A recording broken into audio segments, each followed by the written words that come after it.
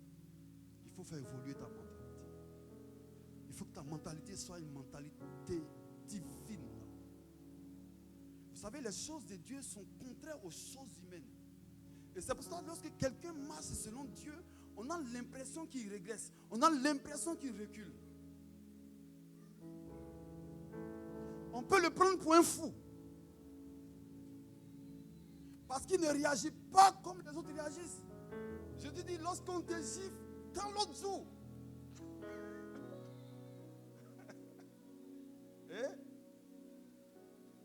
Tu as giflé quelqu'un qui est charnel, il te gifle aussi. Mais tu gifles quelqu'un qui est spirituel, il te regarde.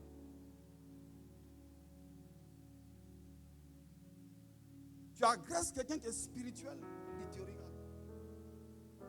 Mais ce que Dieu va faire est plus grand que ce que lui n'aurait pu faire. C'est pour ça qu'un vrai enfant de Dieu, on ne s'attaque pas à lui. La défense qui est derrière lui est plus forte que la défense humaine.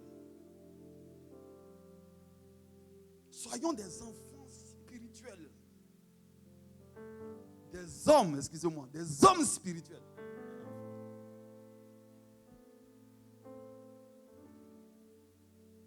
À 12 ans, il y montait selon la coutume de la fête. Puis, quand les jours furent écoulés, n'oubliez pas, il est 100% homme aussi, mais à 12 ans. Et qu'il s'en retournait, l'enfant Jésus resta à Jérusalem. L'enfant Jésus, c'est bien écrit. Mais il a grandi. Il y a des gens qui prient encore l'enfant Jésus. Non, il n'est plus enfant. Il est allé jusqu'à mourir à la croix adulte. C'est ce Jésus-là que nous servons. Ce n'est pas l'enfant. L'enfant, il était vraiment enfant.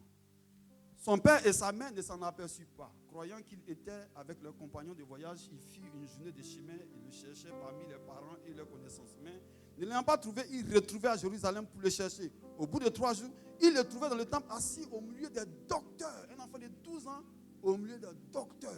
La mentalité était d'un autre niveau à 12 ans. Pourquoi? On va le dire. Il dit ceux qui l'entendaient étaient frappés de son intelligence et de ses réponses. Quand ses parents le virent, il fut saisi d'étonnement et sa mère lui dit: mon enfant, pourquoi as-tu agi de la sorte avec nous? Voici ton père et moi, nous te cherchions avec angoisse. Il leur dit: voici ce que vous devez faire pour atteindre le stade, la mentalité d'homme fait, à l'état d'homme fait. Regardez ce qu'il dit. Il dit: pourquoi me cherchiez-vous? Ne savez-vous pas qu'il faut que je m'occupe des affaires de mon père? Il y a les affaires des hommes, mais il y a les affaires de Dieu. Il y a les affaires charnelles, mais il y a des affaires spirituelles.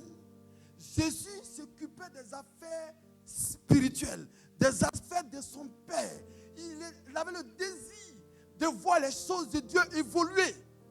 Si quelqu'un veut grandir spirituellement, si quelqu'un veut croître spirituellement, il doit avoir le désir, la soif de voir l'œuvre de Dieu avancer. Si quelqu'un ne veut pas voir l'œuvre de Dieu avancer, il est charnel et il est même diabolique. C'est le diable qui agit ainsi. C'est lui qui veut freiner l'œuvre du Seigneur. Mais tout homme fait à l'état d'homme fait, à l'état parfait, à la statue parfaite de Christ, désire voir les choses de Dieu avancer. Participe aux offrandes pour que l'œuvre de Dieu puisse avancer. Comment veux-tu croître quand tu ne participes pas à l'œuvre de Dieu dans tous les aspects? Si tu veux que tes finances augmentent et que tu sois béni, tu dois aussi participer aux finances de l'église. Je peux prêcher ça ce matin. On est ensemble, pour faire grandir l'œuvre de Dieu. Et puis il y a que quelques-uns qui participent. Et puis toi, tu es dans ton coin, tu ne donnes jamais rien à l'Éternel.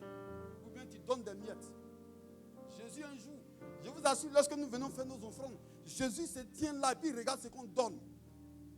De la même manière, nous avons vu son histoire où il était assis. Et la vieille femme est venue donner. Beaucoup d'hommes ont donné. Mais quand cette femme est venue, elle n'a pas donné beaucoup. Mais ce qu'elle a donné, le Seigneur a regardé. Il dit, beaucoup ont donné d'ailleurs superflu. Mais celle-là, elle a donné ce qu'elle avait. Tout ce qu'elle avait. Pourquoi? parce qu'elle désire voir l'œuvre de Dieu éclore et gagner des âmes.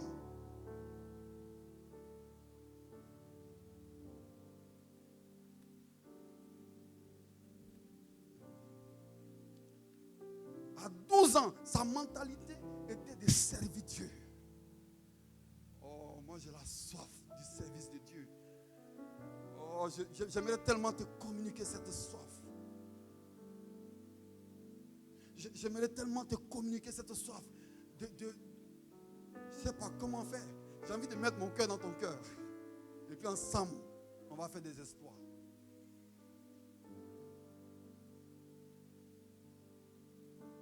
Jésus, pour que le monde entier puisse connaître l'évangile, il a pris 12 personnes. 12 personnes. Et Dieu dit, je cherche un homme. Je cherche un homme. Ce matin, je vais dire à quelqu'un, je cherche un homme qui a la chose de Dieu, qui veut voir l'œuvre de Dieu avancer. Oh my God. Je n'ai pas besoin de toucher 1 millier de personnes ce matin. Si je touche 1 millier de personnes, Dieu soit béni.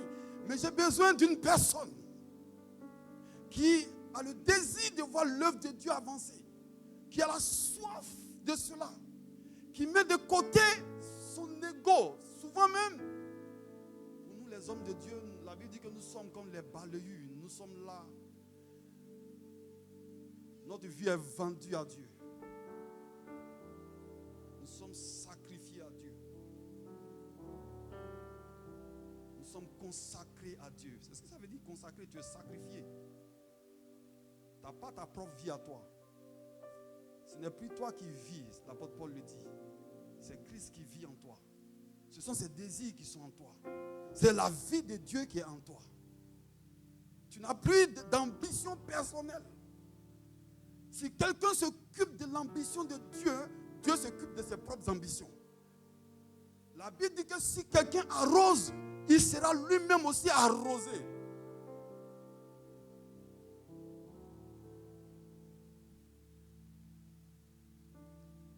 À 12 ans, il avait la mentalité du service de Dieu. Service de Dieu. À tel point qu'il dit à ses parents, ne savez-vous pas que toute ma vie, c'est pour servir Dieu? Moi, j'aimerais que quelqu'un me dise ça ici, un jour. Qu'un jour, tu te lèves. Un jour, j'étais avec des frères. On était chez une maman en Christ. Et puis, j'étais assis, silencieux. Je me disais, mais Seigneur, comment je vais faire pour faire ton œuvre? J'étais en train de me poser cette question. Et puis, il y a un frère qui s'approchait de moi et dit, mais pourquoi tu es silencieux comme cela? Je vous parle d'une affaire il y a 19 ans, 20 ans derrière. Et puis je lui ai dit, je ne sais pas comment je vais servir Dieu.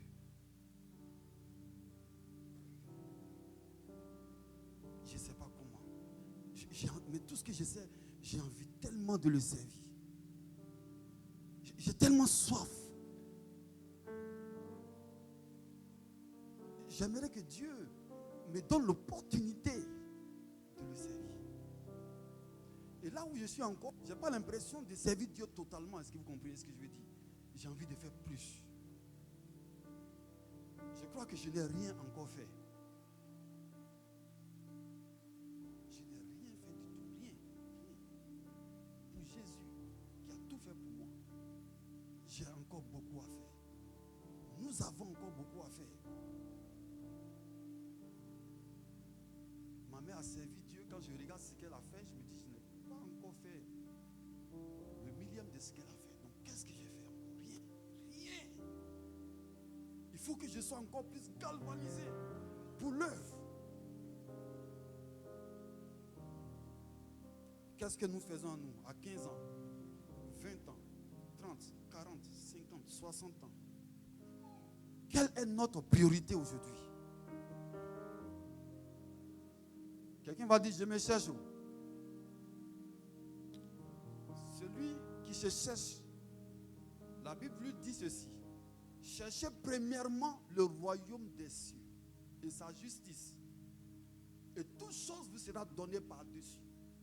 Pendant que nous sommes en train de servir Dieu, Dieu aussi nous sert. Jésus dit, celui qui honore mon Père va l'honorer. Matthieu 16, 26. Que servirait-il à un homme de gagner tout le monde s'il perdait son âme? Ou bien, que donnerait un homme en échange de son âme? L'âme est plus importante que tout. Parce que tu t'as pris l'âme, tout ce que tu auras emmagasiné, c'est pour rien.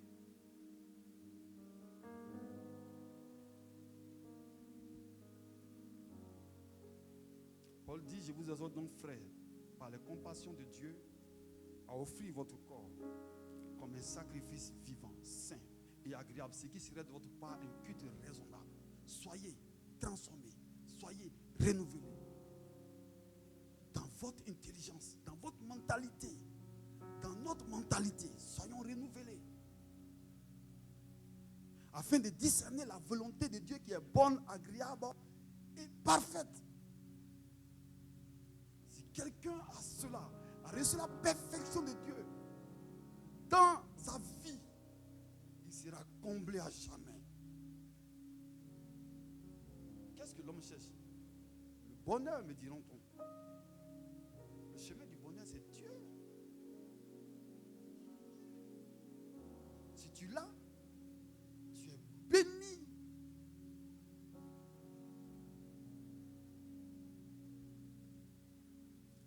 J'ai parlé des 3 types de mentalités. Winner, loser et puis hater. Je reprends.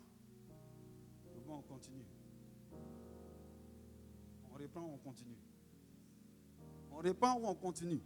On reprend. Winner, loser et puis hater.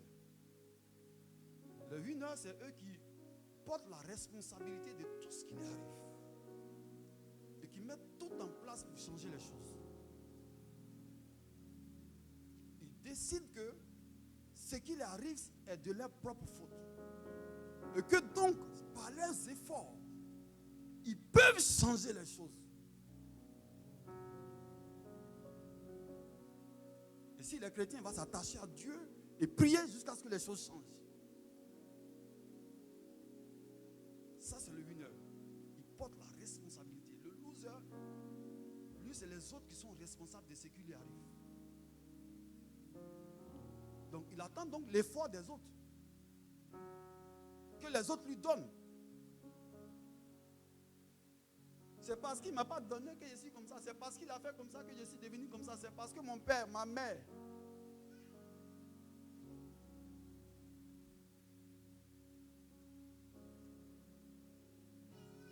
Si ton père n'a pas réussi, toi décide de réussir.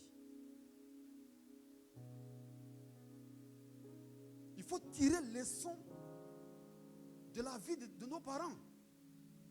De la vie de ceux qu'on a connus. Il faut tirer leçon de cela. Pour dire, ceci est arrivé à mon père, à moi ça n'arrivera pas. Je veux dire, je ne connaissais pas le Seigneur qui déjà avait pris certaines décisions dans ma vie. Je me suis dit, parce que je suis né, pas d'un mariage légal déjà. Et les 2 personnes étaient séparées déjà. Donc j'ai grandi dans l'atmosphère où papa est ici, maman est ici. Tu vas chez maman, maman a quelqu'un, donc c'est quelqu'un là. C'est pas ton père. De l'autre côté aussi, c'est pas ta mère. Et tu es balancé comme ça. Et j'ai vu ça. J'ai vu ça. J'ai dit, moi, mes enfants ne connaîtront pas cela. J'aurai une seule femme avec laquelle je ferai mes enfants. J'ai décidé, j'ai regardé. Et puis j'ai décidé cela. Je ne suis pas en train de dire à quelqu'un, parce que tu as un enfant, bon, tu as échoué. Non. Mais je vais te dire, à partir de maintenant, tu peux aussi prendre une décision. Comme ça, tu dis désormais, voici comment les choses vont se passer. Je ne vais pas aller prendre encore une autre femme avec d'autres enfants. Et puis mes enfants sont ballottés de gauche à droite. général, ces enfants-là ont du mal à réussir. Si ils ne prennent pas leur vie en main. Si ce sont des losers, ils vont dire, c'est papa qui a fait, c'est maman qui a fait, c'est grand-mère, c'est grand-père, c'est les sorciers du village. Mais si c'est un winner, tout ça, ça ne l'intéresse pas. C'est comment il va faire pour rentrer dans sa destinée. Il va mettre tout en œuvre. Et puis il y a les haters. Les haters, eux, c'est la catégorie des personnes qui, eux, ont besoin de piétiner les autres pour réussir. Pour eux, la réussite, il y a une seule place. C'est eux qui doivent l'occuper. Si tu as réussi, c'est ta place à qu'eux ils veulent. Alors qu'il y a plusieurs places. Il y a plusieurs places. Voilà une mentalité de quelqu'un, il veut te faire tomber. Si tu n'es pas tombé, lui, il n'est pas en joie. Même si quelquefois il a quelque chose de plus que toi, mais quand il voit pour toi, il envie ce que tu as. C'est le hater, le haineux.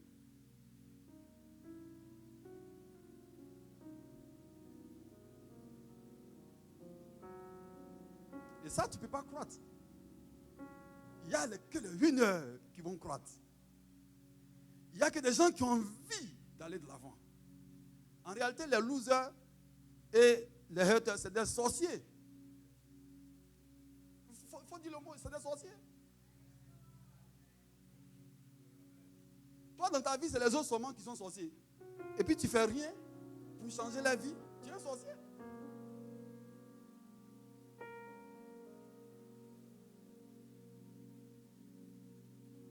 Le hater, lui, c'est un vrai sorcier même. Il faut prier pour lui. Si tu connais un hater, il faut prier pour lui. Il ne va jamais accepter que quelqu'un soit au-dessus de lui. Qu'il soit son directeur, qu'il soit son responsable de département. Il ne peut pas accepter ça. Il faut que le hater, il faut que l'autre tombe, que lui, oui, c'est lui qu'on doit voir.